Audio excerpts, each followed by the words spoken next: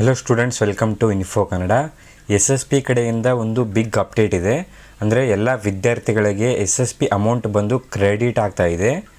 ಎಲ್ಲ ವಿದ್ಯಾರ್ಥಿಗಳಿಗೆ good news ಅಂತಲೇ ಹೇಳ್ಬೋದು. 2025 ಹಾಗೂ 26ನೇ ಸಾಲಿನ SSP ಅಮೌಂಟ್ ಬಂದು ಕ್ರೆಡಿಟ್ ಆಗ್ತಾ ಇದೆ. ಎಸ್ಪೆಷಲಿ ಇಂಜಿನಿಯರಿಂಗ್ ವಿದ್ಯಾರ್ಥಿಗಳಿಗೆ ಈ ಒಂದು ಅಮೌಂಟ್ ಬಂದು ಕ್ರೆಡಿಟ್ ಆಗ್ತಾ ಇರುವಂಥದ್ದು. ಸೊ ನಾನು ಈ ಒಂದು ವಿಡಿಯೋಲಿ ವಿತ್ ಪ್ರೂಫ್ ಜೊತೆಗೇ ಎಷ್ಟು ಅಮೌಂಟ್ ಕ್ರೆಡಿಟ್ ಆಗಿದೆ, ಯಾವೊಂದು ಕೋರ್ಸಿನ ವಿದ್ಯಾರ್ಥಿಗಳಿಗೆ ಕ್ರೆಡಿಟ್ ಆಗಿದೆ ಅಂತ ಈ ಒಂದು ವಿಡಿಯೋಲ್ಲಿ ಚೆಕ್ ಮಾಡ್ತೀನಿ. ಜಾಸ್ತಿ ದಿನ ಆಯಿತು SSP ಅಪ್ಡೇಟ್ ಬಂದಿಲ್ಲ. ಎಲ್ಲ ವಿದ್ಯಾರ್ಥಿಗಳಿಗೆ ಗುಡ್ ನ್ಯೂಸ್ ಅಂತಲೇ ಹೇಳ್ಬೋದು. ಓಕೆ, ವಿಡಿಯೋನ ಶುರು ಮಾಡೋದಕ್ಕಿಂತ ಮುಂಚೆ ನೀವೇನಾದರೂ ನಮ್ಮ ಚಾನಲ್ಗೆ ಹೊಸದಾಗಿ ವಿಸಿಟ್ ಮಾಡ್ತಾ ಇದ್ದರೆ ಈ ಕೂಡಲೇ ಚಾನಲ್ಗೆ ಸಬ್ಸ್ಕ್ರೈಬ್ ಆಗಿ ಆಗೋ ವಿಡಿಯೋಗೊಂದು ಲೈಕ್ ಮಾಡಿ. ಮತ್ತು ನಮ್ಮ ಟೆಲಿಗ್ರಾಮ್ ಚಾನಲ್ಗೆ ಏನಾದರೂ ಜಾಯ್ನ್ ಆಗಿಲ್ಲ ಅಂದರೆ ಡಿಸ್ಕ್ರಿಪ್ಷನ್ಲಿ ಟೆಲಿಗ್ರಾಮ್ ಚಾನಲ್ ಲಿಂಕ್ ಇರುತ್ತೆ. ಆ ಒಂದು ಲಿಂಕ್ ಮೇಲೆ ನೀವು ಕ್ಲಿಕ್ ಮಾಡ್ಕೊಂಡ್ಬಿಟ್ಟು ಟೆಲಿಗ್ರಾಮ್ ಚಾನಲ್ಗೆ ಜಾಯ್ನ್ ಆಗಬೇಕಾಗತ್ತೆ. ಓಕೆ, ಬನ್ನಿ ವಿಡಿಯೋನ ಶುರು ಮಾಡೋಣ. ಸೊ ಇಲ್ಲಿ ಆಗಲೇ ಹೇಳಿರುವಾಗೆ ಇಂಜಿನಿಯರಿಂಗ್ ವಿದ್ಯಾರ್ಥಿಗಳಿಗೆ ಈ ಒಂದು SSP ಅಮೌಂಟ್ ಬಂದು ಕ್ರೆಡಿಟ್ ಆಗ್ತಾ ಇರುವಂಥದ್ದು. ಯಾರೆಲ್ಲ ಇಂಜಿನಿಯರಿಂಗ್ ಕೋರ್ಸನ್ನು ಸ್ಟಡಿ ಮಾಡ್ತಾ ಇರಲ್ಲ ಆ ಒಂದು ವಿದ್ಯಾರ್ಥಿಗಳು ನಿಮ್ಮ ಒಂದು ಸ್ಟೇಟಸನ್ನು ಚೆಕ್ ಮಾಡ್ಕೊಳ್ಳಿ.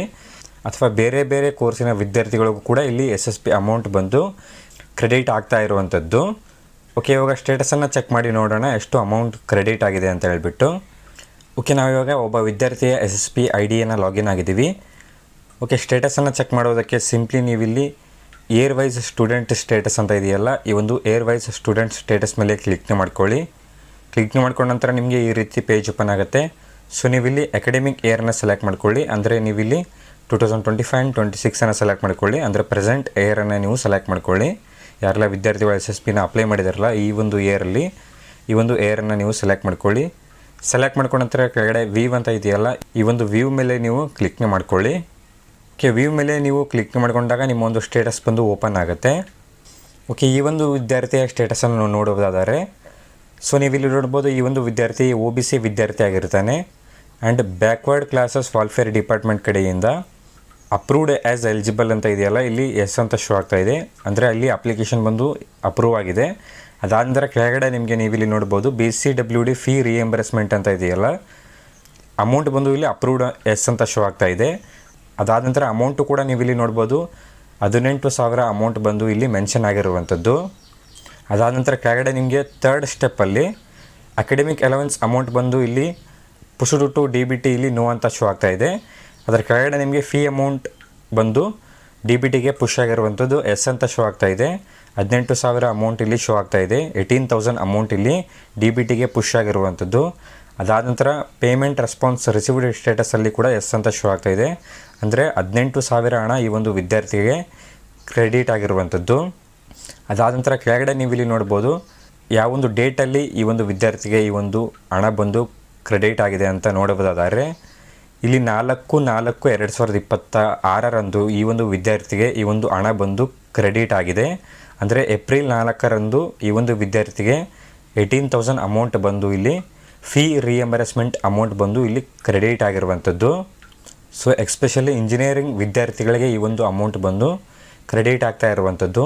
ಯಾರೆಲ್ಲ OBCಯ ವಿದ್ಯಾರ್ಥಿಗಳಿದ್ದೀರ, ಅದರಲ್ಲೂ ಇಂಜಿನಿಯರಿಂಗ್ ಕೋರ್ಸಲ್ಲಿ ಸ್ಟಡಿ ಮಾಡ್ತಾ ಇದ್ದಾರಲ್ಲ ಆ ಒಂದು ವಿದ್ಯಾರ್ಥಿಗಳು ನೀವು ನಿಮ್ಮ ಒಂದು ಸ್ಟೇಟಸನ್ನು ಚೆಕ್ ಮಾಡ್ಕೊಳ್ಳಿ. ನಿಮ್ಮ ಒಂದು ಸ್ಟೇಟಸಲ್ಲಿ ಅಮೌಂಟ್ ಅಪ್ಡೇಟ್ ಆಗಿರುತ್ತೆ. ಒಂದು ವೇಳೆ ಅಮೌಂಟ್ ಅಪ್ಡೇಟ್ ಆಗಿ ನಿಮ್ಮ ಒಂದು ಅಕೌಂಟಿಗೆ ಬಂದಿಲ್ಲ ಅಂತಂದರೆ ಏನೂ ವರಿ ಮಾಡ್ಕೊಳ್ಳೋ ಅವಶ್ಯಕತೆ ಇಲ್ಲ. ನಿಮ್ಮೊಂದು ಅಮೌಂಟ್ ಬಂದು ನಿಮ್ಮ ಅಕೌಂಟಿಗೆ ಬಂದೇ ಬರುತ್ತೆ. ಅಮೌಂಟ್ ಮೆನ್ಷನ್ ಆದರೆ ನಿಮಗೆ ಖಂಡಿತ ನಿಮ್ಮ ಒಂದು ಅಮೌಂಟ್ ಬಂದು ನಿಮ್ಮ ಒಂದು ಅಕೌಂಟಿಗೆ ಬಂದೇ ಬರುತ್ತೆ. ಆ್ಯಂಡ್ ಅದಾದ ನಂತರ ಬೇರೆ ಒಂದು ಕೋರ್ಸಿನ ವಿದ್ಯಾರ್ಥಿಗಳಿಗೂ ಕೂಡ ಇದೇ ರೀತಿ ಅಮೌಂಟ್ ಮೆನ್ಷನ್ ಆಗಿರುತ್ತೆ. ನಿಮ್ಮ ಒಂದು ಸ್ಟೇಟಸನ್ನು ಚೆಕ್ ಮಾಡ್ಕೊಳ್ಳಿ. ನೀವು ಯಾವುದೇ ಕೋರ್ಸನ್ನು ಸ್ಟಡಿ ಮಾಡಿ ನಿಮ್ಮ ಒಂದು ಸ್ಟೇಟಸನ್ನು ಚೆಕ್ ಮಾಡ್ಕೊಳ್ಳಿ. ಅಲ್ಲಿ ಕೂಡ ನಿಮಗೆ ಅಮೌಂಟ್ ಮೆನ್ಷನ್ ಆಗಿರುತ್ತೆ ಮತ್ತು ನಿಮ್ಮ ಒಂದು ಬ್ಯಾಂಕ್ ಅಕೌಂಟ್ಗೂ ಕೂಡ ಕ್ರೆಡಿಟ್ ಆಗಿರೋ ಚಾನ್ಸಸ್ ಇರುತ್ತೆ. ಸೊ ನಿಮ್ಮ ಒಂದು ಬ್ಯಾಂಕ್ ಅಕೌಂಟ್ ಸ್ಟೇಟಸನ್ನು ಚೆಕ್ ಮಾಡ್ಕೊಳ್ಳಿ. ಅದಾದ ನಂತರ DBT ಸ್ಟೇಟಸನ್ನು ಚೆಕ್ ಮಾಡ್ಕೊಳ್ಳಿ. ಸೊ ನಿಮಗೆ 100% ಹಣ ಬಂದಿದೆಯಾ ಇಲ್ವಾ ಅಂತ ನಿಮಗೆ ಕನ್ಫರ್ಮ್ ಆಗುತ್ತೆ.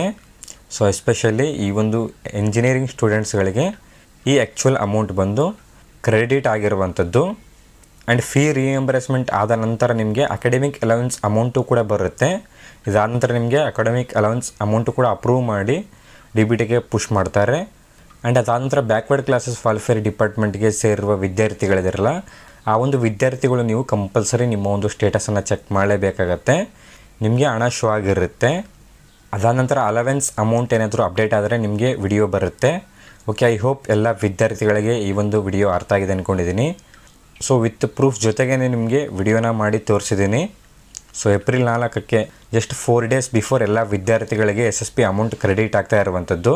ಸೊ ನೀವು ಕೂಡ ನಿಮ್ಮ ಒಂದು ಸ್ಟೇಟಸನ್ನು ಚೆಕ್ ಮಾಡಿಕೊಳ್ಳಿ ಅಂತ ಹೇಳ್ತಾ ಈ ಒಂದು ವಿಡಿಯೋನ ನಾನು ಇಲ್ಲಿಗೆ ಕಂಪ್ಲೀಟ್ ಮಾಡ್ತಾ ಇದ್ದೀನಿ. ವಿಡಿಯೋ ಏನಾದರೂ ಇಷ್ಟದಲ್ಲಿ ವಿಡಿಯೋಗೊಂದು ಲೈಕ್ ಮಾಡಿ, ಚಾನಲ್ಗೆ ಏನಾದರೂ ಇನ್ನೂ ಸಬ್ಸ್ಕ್ರೈಬ್ ಆಗಿಲ್ಲ ಅಂದರೆ ಸಬ್ಸ್ಕ್ರೈಬ್ ಆಗಿ ಅಂತ ಹೇಳ್ತಾ ಮತ್ತೆ ಸಿಗೋಣ ಮುಂದಿನ ವಿಡಿಯೋಲ್ಲಿ.